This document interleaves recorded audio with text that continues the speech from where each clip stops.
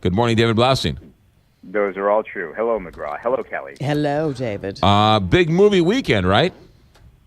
A huge movie weekend. Thanksgiving is usually a very big movie weekend. And, we also, as we previously discussed, we're getting some really terrific movies for you to see. And I'm going to start out with Allied, which is a good old-fashioned, outstanding spy thriller from Robert Zemeckis, starring one Mr. Brad Pitt and Marion Cotillard. It's been a while since Brad Pitt has been in a movie where you were like, oh, yeah, that's Brad Pitt. Right. You know what I'm saying? Yes. Like, that's the big movie star, leading man, Brad Pitt. Holy moly. I think in this movie he lives up to his promise in a way that we haven't seen in a very long time. And, great leading man needs a great leading woman. It's Marion Cotillard here. And it's also been a while since Robert Zemeckis has had a big hit film that has been extremely well received and will do well at the box office. It remains to be seen if it'll do well at the box office. This is a movie that gets us a little extra publicity. Well, gets them a little extra publicity because it's been suggested that this movie broke up Brad Pitt's marriage to Angelina Jolie. While that has been denied, who knows? What I do know is that the chemistry between these two are absolutely amazing. I mean, they are smoldering. It is ridiculous. And I'll tell you what, the first act of this movie alone is more thrilling than I think most thrillers as a whole. I mean, it's really intense. And for those who don't know, they are both spies. She's with the French Resistance. Takes place during World War II. He works for British intelligence, even though he's American. They fall in love on this particular mission. They get married. They move to London, which is still, very much in the thick of things in World War II. They have a baby. And after about a year, he gets called into work thinking he's going to get a promotion. But he's told, we believe your wife is a Nazi spy, and we are going to ferret her out. And once we do that, you are going to kill her. And if you don't, we will find you guilty of treason and espionage, and we will kill you too. So there you go. Quite a quandary for Mr. Pitt. Max is his name, and it is just crazy intense and so well done. I mean, I really, really love this movie. 4.5 out of 5 stars. Good. All right. Really good. Now, I want to get to Kanye West, but any other movies we should be paying attention to?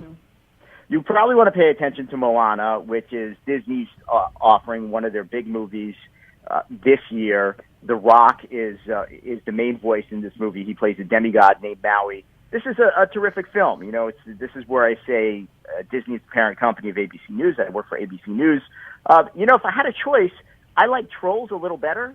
But because of the pedigree of this movie, and they're both tearjerkers, this is probably going to get nominated for an Oscar for Best Picture, for Best Animated Film. Totally worth your time if you plan on seeing it. Don't know that I take my 3-year-old to see it. I think it's just a tad bit scary for her. My 6-year-old, sure. Your 5-year-old, probably okay for a 5-year-old too. And so strong family film, a good 4 out of 5 stars. All right, good. Now, what's going on with Kanye West? Hello, I lost you for a second. What's going on with Kanye West? Well, Kanye West, at last check, is in the hospital. Lost him again. Checked himself into the hospital. There was a conflicting report about that, but this came on the heels of him canceling the rest of his concert tour, 21 dates, and that came on the heels of this tirade, this thing that happened in California during a concert when he just really seemed unhinged. He showed up 90 minutes late. Concert goers weren't happy about that. He started going on a rant against Jay-Z and Beyonce, and he's worked with Jay-Z and loves Beyonce and has been very public about his love for Beyonce, railed against Hillary Clinton, said he was a Donald Trump supporter, railed against Facebook, railed against Google, and then ended the show after just a half hour. So, according to his people, he's suffering from exhaustion and he's dehydrated. But if you follow Kanye West's career, and if you've been either fortunate or unfortunate enough to meet him in person, I consider myself fortunate, but I've also witnessed him a little unhinged, you might suspect that he has some issues. And, I know that there are some people, he rubs them the wrong way because of his behavior. But I'm a little more forgiving because I think his behavior may be the result of a larger, serious mental health issue. And I think that's probably, I suspect, what he's going to find out. I don't know if he's ever been diagnosed with anything. I don't know if he's ever been treated. I don't know if he's ever taken drugs for it. But, it's kind of apparent to me. It seems to be that. Again, I'm not a doctor, so I can't officially say.